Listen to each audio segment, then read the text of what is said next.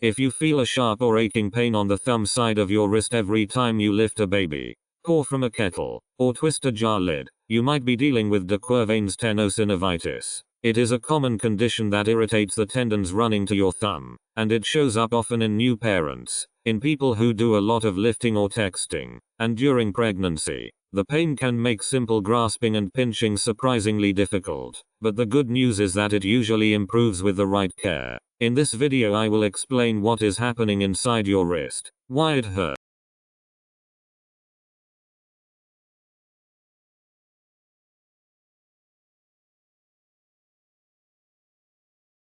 To understand de Quervain's, picture the two tendons that move your thumb away from your hand and pull it back. As they travel toward the thumb, they pass through a narrow tunnel on the thumb side of the wrist, wrapped in a smooth lining that lets them glide. When you repeat thumb and wrist motions over and over, especially lifting with the wrist bent, that lining and the tunnel can thicken and swell. The tendons then struggle to slide smoothly through the snug tunnel, which causes friction, swelling, and pain. It is essentially an overuse irritation of the tendon sheath rather than a sudden tear.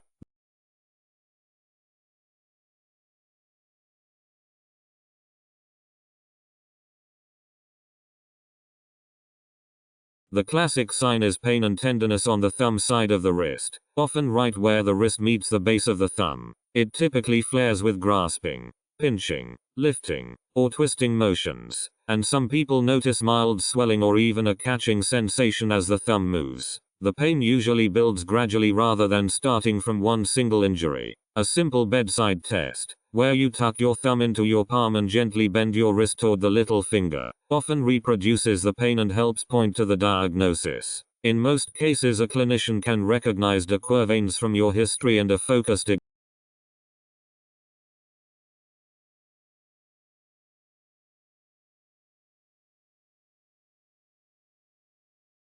Here's the reassuring part. Most cases of de Quervain's improve without surgery. The first goal is to reduce the motions that trigger the pain, particularly forceful thumb use and lifting with a bent wrist. A thumb spiker splint, which supports the thumb and wrist together, is one of the most helpful tools because it rests the irritated tendons and is often worn for several weeks. Modifying how you lift, for example scooping a baby with both forearms instead of the thumbs, can make a real difference. Ice and short-term over-the-counter pain relievers may ease flare-ups, though it is sensible to check with a pharmacist or doctor about what is right for you.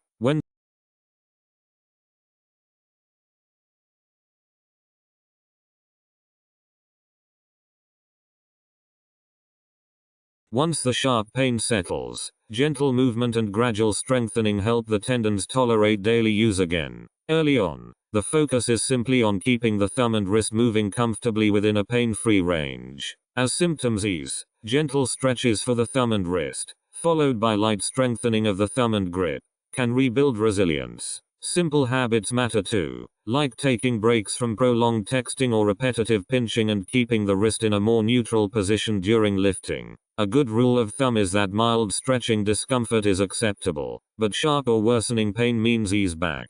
Because technique matters and progress.